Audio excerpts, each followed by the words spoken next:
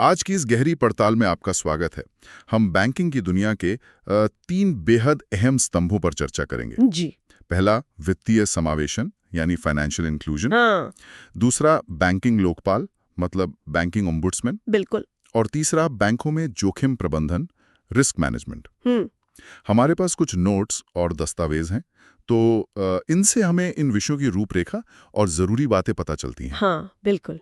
और हमारा मकसद सिर्फ इन नोट्स को पढ़ना नहीं है, हाँ, बल्कि इसके पीछे के मायने समझना है, सही। ताकि जो लोग बैंकिंग में दिलचस्पी रखते हैं या फिर क्या कहते हैं परीक्षाओं की तैयारी कर रहे हैं, उन्हें बात एकदम साफ समझ आए। हाँ, व्यवहारिक समझ मिले, किताबी नहीं। बिल्कुल। असल दुनिया में ये चीजें कैसे काम करती हैं, वो देखना है। सही कहा, क्योंकि ये विषय सिर्फ परीक्षा के लिए नहीं बल्कि एक जागरूक नागरिक और ग्राहक होने के नाते भी समझने जरूरी है। हाँ।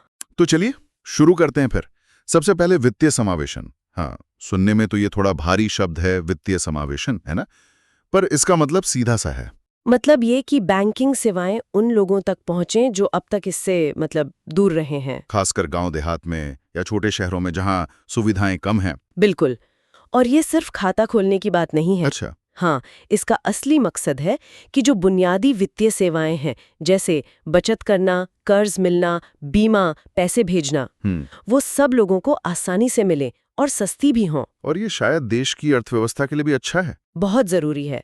सोचिए, जब हर कोई बैंकिंग सिस्टम से जुड़ेगा तो एक तो उन्हें आर्थिक सुरक्षा मिलती है। हाँ, दूसरा, विकास के मौके खुलते हैं, अर्थव्यवस्था में ज्यादा लोग शामिल होते हैं। समझ गया। अच्छा, इन नोट्स में अलग अलग तरह के खातों का जिक्र है, शायद इसी समावेशन को आगे बढ़ाने के लिए। हाँ, बिल्कुल। शुरुआत हुई थी, जैसे आपने कहा, नो फ्रिल्स अकाउंट से। हाँ, नवंबर 2005 में। जी। ये एक जीरो बैलेंस खाता था, मतलब इसमें मिनिमम बैलेंस रखने की जरूरत नहीं थी। पर इसमें शायद कुछ और सुविधाएं नहीं थी। हाँ, वही बात थी, जैसे एटीएम कार्ड वगैरह, वो सब आमतौर पर नहीं मिलता था। मकसद बस लोगों को जोड़ना था किसी तरह। तो फिर इसमें सुधार हुआ होगा। अगस्त 2012 में इन्हें basic savings bank deposit accounts यानी BSBDA में बदल दिया गया। हाँ, BSBDA। इसमें कुछ जरूरी चीजें जोड़ी गईं ताकि लोग खाते इस्तेमाल भी करें, सिर्फ खोलकर ना रखें। जैसे इसमें एक मुफ्त एटीएम कम डेबिट कार्ड मिलता है। अच्छा। और पैसे जमा करने पर कोई लिमिट नहीं है, कितनी भी बार जमा कर सकते हैं। ये तो अच्छी बात है, खासकर छोटे दुकानदारों के लिए। बिल्कुल। लेकिन हाँ, पैसे निकालने पर एक सीमा है। कितनी? महीने में कुल 4 बार ही मुफ्त निकाल सकते हैं, चाहे ब्रांच से निकालें या एटीएम से। 4 बार। ओके। उससे ज्यादा पर बैंक चार्ज लगा सकता है। और हाँ, एक और जरूरी बात, KYC मतलब अपने ग्राहक को जाने, नो योर कस्टमर। इसके नियम पूरे करने जरूरी हैं BSBDA के लिए। हाँ, वो पहचान और पते का वेरिफिकेशन। वो तो जरूरी है, बिल्कुल। धोखाधड़ी रोकने के लिए। और अगर किसी के पास मान लीजिए शुरुआत में पूरे KYC डॉक्यूमेंट्स ना हों। हाँ, उसके लिए भी एक रास्ता है। उसे BSBDA स्मॉल अकाउंट कहते हैं। अच्छा, स्मॉल अकाउंट। हाँ, अगर किसी के पास वो ऑफिशियल वैलिड डॉक्यूमेंट जैसे आधार, पासपोर्ट वगैरह तुरंत नहीं है, तो वो ये खोल सकता है। पर इसमें कुछ पाबंदियां होती हैं। ठीक है, उस पर आते हैं। एक चीज और, क्या एक व्यक्ति के कई BSBDA हो सकते हैं? नहीं, एक बैंक में एक ग्राहक का सिर्फ एक ही BSBDA हो सकता है। ये इसलिए ताकि इसका फायदा सही लोगों तक पहुंचे। जिनको ज्यादा सुविधाएं चाहिए, उनके लिए बैंक दूसरे पेड अकाउंट्स ऑफर कर सकते हैं। समझ गया। इसके बाद आई वो बड़ी योजना, प्रधानमंत्री जन धन योजना खाता, PMJDY। जी हाँ, PMJDY 28 अगस्त 2014। ये तो वाकई एक गेम चेंजर साबित हुई वित्तीय समावेशन में। हाँ, बहुत सुना है इसके बारे में। इसकी कई खासियतें हैं। इसमें भी मिनिमम बैलेंस की जरूरत नहीं, जमा पर ब्याज भी मिलता है, और करोड़ों लोग इससे जुड़े। इसमें बीमा वगैरह भी था शायद, ये इसे अलग बनाता है। बिल्कुल। सभी PMJDY खाता धारकों को 2 लाख रुपए का दुर्घटना बीमा कवर मिलता है। 2 लाख? हाँ। और जो खाते 26 जनवरी 2015 तक खुले थे, उन पर 30,000 रुपए का जीवन बीमा भी था। अच्छा। और एक और चीज, 6 महीने तक खाता ठीक से चलाने पर 10,000 तक की ओवरड्राफ्ट सुविधा। ओवरड्राफ्ट? मतलब जरूरत पड़ने पर खाते में पैसे ना हो तब भी निकाल सकते हैं। हाँ, एक छोटी लिमिट तक। और इसमें प्राथमिकता परिवार की महिला सदस्य को दी जाती है। अरे वाह, ये तो महिला सशक्तिकरण की बात हुई। बिल्कुल। और रुपे डेबिट कार्ड भी मुफ्त मिलता है। आयु सीमा 18 से 65 साल। इसने सच में बैंकिंग को आम आदमी तक पहुंचाया। सही कहा। अब आते हैं स्मॉल अकाउंट पर। आपने बीएसबीडीए के साथ इसका जिक्र किया था, ये वही है? हाँ, ये वही बीएसबीडीए स्मॉल अकाउंट है। ये उनके लिए है जो केवाईसी की शर्तें पूरे करने के लिए जरूरी दस्तावेज मतलब ओवीडी तुरंत नहीं दे पाते। अच्छा। तो क्योंकि इसमें केवाईसी पूरा नहीं होता, इसलिए इस पर कुछ सख्त पाबंदियां हैं रिस्क कम करने के लिए। क्या पाबंदियां हैं और क्यों? पहला, 1 साल में कुल जमा 1 लाख रुपए से ज्यादा नहीं हो सकता। 1 लाख सालाना? ठीक है। दूसरा, 1 महीने में कुल निकासी और ट्रांसफर मिलाकर 10,000 रुपए से ज्यादा नहीं। 10,000 महीने का? और तीसरा, खाते में किसी भी टाइम बैलेंस 50,000 रुपए से ज्यादा नहीं होना चाहिए। 50,000? ये लिमिट्स क्यों? ताकि इन खातों का गलत इस्तेमाल ना हो, जैसे मनी लॉन्ड्रिंग वगैरह के लिए। समझ गया। और पैसे निकालने का तरीका? एटीएम कार्ड मिलता है इसमें? नहीं, आमतौर पर नहीं मिलता। पैसे सिर्फ उसी ब्रांच से निकलेंगे जहाँ खाता खुला है। बेस ब्रांच से? हाँ, और वो भी विड्रॉल स्लिप से। ये खाता शुरू में सिर्फ 12 महीने चलता है। बस 1 साल? हाँ, लेकिन अगर आप सबूत दे दें कि आपने ओवीडी के लिए अप्लाई कर दिया है, तो इसे अगले 12 महीने और बढ़ाया जा सकता है। अच्छा। और क्या इसमें विदेश से पैसा आ सकता है? नहीं, स्मॉल अकाउंट में फॉरेन रेमिटेंस अलाउड नहीं है। और ये खाते सिर्फ सीबीएस लिंक्ड ब्रांच में ही खुल सकते हैं। CBS, core banking solution? हाँ, ताकि बैंक इन खातों की लिमिट्स पर नजर रख सके सेंट्रली। ये एक तरह से एंट्री पॉइंट है उन लोगों के लिए जिनके पास तुरंत डॉक्यूमेंट्स नहीं है। तो ये सारे खाते मिलकर वित्तीय समावेशन को जमीन पर उतारने की कोशिश है। बिल्कुल, ताकि कोई भी पीछे ना रहे। बिल्कुल। चलिए, अब दूसरे अहम मुद्दे पर आते हैं, बैंकिंग लोकपाल। ये क्या बला है और ग्राहकों के लिए क्यों जरूरी है? हाँ, बैंकिंग लोकपाल या बैंकिंग ओम्बुड्समैन ये आरबीआई द्वारा नियुक्त एक सीनियर अफसर होते हैं। आरबीआई नियुक्त करता है? जी हाँ, और इनका काम है बैंकों की सेवाओं में अगर कोई कमी हो, कोई लापरवाही हो, तो उससे जुड़ी ग्राहकों की शिकायतों को सुनना और उनका हल निकालना। मतलब बैंक से कोई प्रॉब्लम हो तो यहाँ जा सकते हैं? हाँ, पर एक प्रक्रिया है। ये ग्राहकों के हक की रक्षा और बैंकों में भरोसा बनाए रखने के लिए बहुत जरूरी सिस्टम है। ये कब शुरू हुआ था? ये योजना पहली बार 1995 में आई थी, बैंकिंग रेगुलेशन एक्ट 1949 की धारा 35A के तहत। समय के साथ इसमें बदलाव हुए।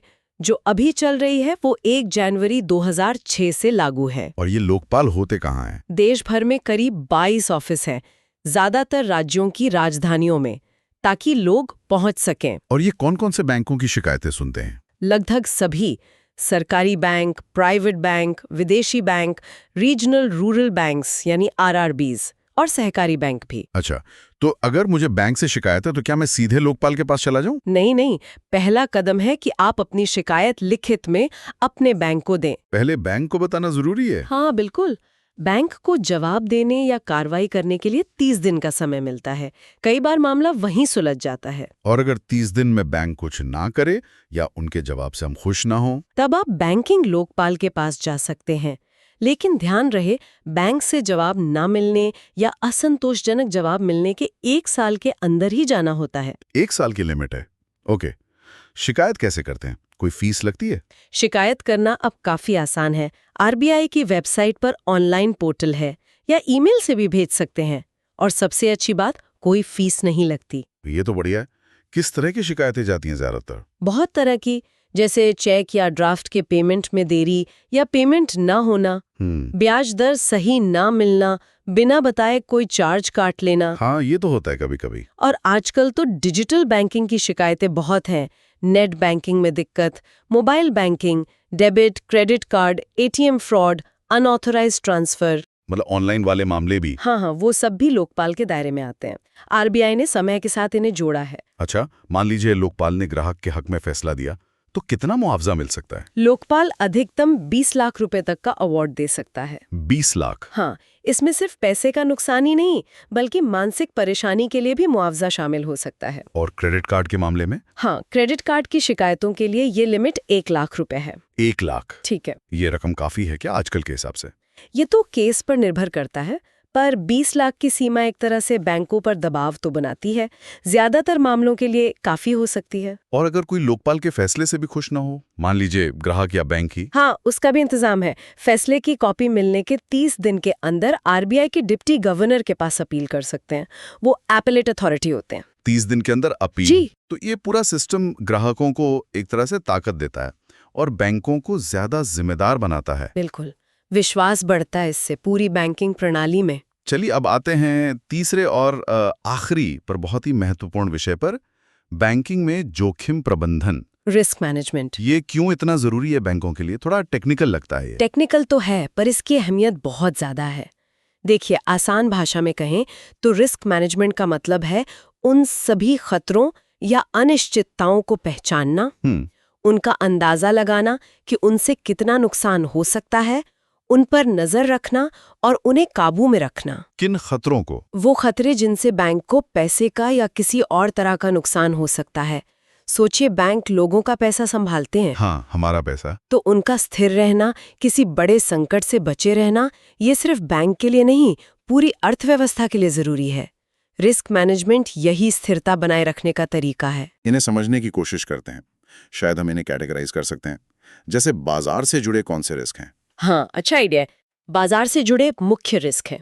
पहला, मार्केट रिस्क। Market risk? हाँ, ये बाजार की कीमतों जैसे ब्याज दर, शेयर के दाम, सोने के भाव या डॉलर का रेट, इनके बदलने से बैंक की संपत्ति, एसेट्स और देनदारियों, लायबिलिटीज की वैल्यू पर जो असर पड़ता है, उससे होने वाले नुकसान का खतरा है। मतलब जैसे बैंक ने कहीं इन्वेस्ट किया है और मार्केट गिर गया। बिल्कुल, ये एक बड़ा रिस्क है। फिर है ब्याज दर जोखिम, interest rate risk. Interest rate risk? ये खासतौर पर ब्याज दरों के घटने बढ़ने से जुड़ा है।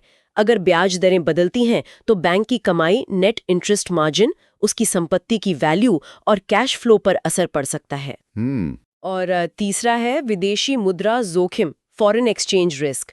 अगर बैंक विदेशी करेंसी में डील करता है तो एक्सचेंज रेट बदलने से नुकसान हो सकता है। ठीक है, ये तो हुए बाजार से जुड़े। अब वो रिस्क जो शायद बैंकिंग का सबसे असासी रिस्क है, उधार देने वाला। हाँ, आप बात कर रही हैं क्रेडिट रिस्क। Credit risk? ये वो खतरा है कि जिसने बैंक से लोन लिया है वो पैसा वापस नहीं करेगा, या जिससे कोई कॉन्ट्रैक्ट है वो अपनी देनदारी पूरी नहीं करेगा, मतलब लोन डूबने का डर। हाँ, ये तो बैंकिंग का असास है। बिल्कुल, बैंक इसी रिस्क को मैनेज करके तो पैसा कमाते हैं। अच्छा, और तब क्या होता है जब बैंक के पास ही कैश की कमी हो जाए? मतलब लोग पैसा निकालने आए और बैंक के पास ना हो? उसे कहते हैं लिक्विडिटी जोखिम। Liquidity risk? हाँ, जब बैंक अपनी तुरंत की देनदारियां, जैसे जमाकर्ता का पैसा लौटाना, समय पर पूरा न कर पाए। अक्सर ऐसा तब होता है जब बैंक का पैसा लंबे समय के लोन में फंसा हो और लोग अचानक पैसा निकालने आ जाएं। मतलब एसेट लायबिलिटी मिसमैच? बिल्कुल, या बैंक अचानक बढ़ी हुई डिपॉजिट विड्रॉल को संभाल ना पाए। ठीक है। अब वो रिस्क जो बैंक के अंदर के कामकाज से जुड़े हैं, वो है परिचालन जोखिम, ऑपरेशनल रिस्क। Operational risk. ये बैंक के रोजमर्रा के काम, अंदरूनी प्रोसेस, लोग या सिस्टम की गड़बड़ी से पैदा होता है। इसका दायरा बहुत बड़ा है। जैसे बैंक कर्मचारी की धोखाधड़ी, बाहर से साइबर अटैक, प्रोसेस में गलती, इंसानी भूल, कंप्यूटर सिस्टम फेल हो जाना, पॉलिसी ठीक न होना, नियमों का पालन न करना, डॉक्यूमेंट्स में गड़बड़ी या कोई बाहरी घटना जैसे बाढ़, भूकंप। ओह, मतलब ये हर उस चीज से जुड़ा है जो मार्केट या क्रेडिट रिस्क नहीं है। हाँ, मोटे तौर पर कह सकते हैं। नोट्स में कुछ और रिस्क भी हैं, सिस्टमिक रिस्क, रेपुटेशनल रिस्क और कैपिटल रिस्क। ये क्या है? ये भी बहुत अहम है। पहला, प्रणालीगत जोखिम। सिस्टमिक मतलब पूरे सिस्टम का रिस्क। हाँ, आज के जमाने में बैंक और वित्तीय संस्थाएं एक दूसरे से बहुत जुड़े हुए हैं। सिस्टमिक रिस्क का मतलब है कि अगर एक बड़ा बैंक डूबता है तो उसका असर पूरे सिस्टम पे पड़ सकता है। एक के बाद एक कई बैंक डूब सकते हैं, डोमिनो इफेक्ट। हाँ, जैसे 2008 में हुआ था। बिल्कुल, इससे भयानक आर्थिक मंदी आ सकती है। फिर है प्रतिष्ठा जोखिम, रेप्यूटेशनल रिस्क। रेप्यूटेशनल यानी इज्जत का रिस्क। हाँ, बैंक की साख, उसकी इमेज का रिस्क। अगर लोगों का बैंक पर से भरोसा उठ जाए किसी स्कैंडल की वजह से या खराब सर्विस की वजह से या डेटा लीक होने से, तो ये बैंक के लिए बहुत खतरनाक हो सकता है। एक बार रेप्यूटेशन गई तो वापस लाना बहुत मुश्किल। सही कहा। और कैपिटल रिस्क? पूंजी जोखिम, कैपिटल रिस्क। ये वो खतरा है कि किसी बड़े नुकसान की हालत में बैंक की अपनी पूंजी, कैपिटल, जो नुकसान झेलने के लिए होती है, वो कम पड़ जाए और बैंक दिवालिया हो जाए। बाप रे, ये तो बहुत सारे रिस्क हैं। और इसीलिए इनका मैनेजमेंट इतना ज़रूरी है। अगर इन्हें ठीक से मैनेज ना किया जाए तो न सिर्फ बैंक बल्कि हम सब पे असर पड़ता है। हाँ, ये तो साफ है।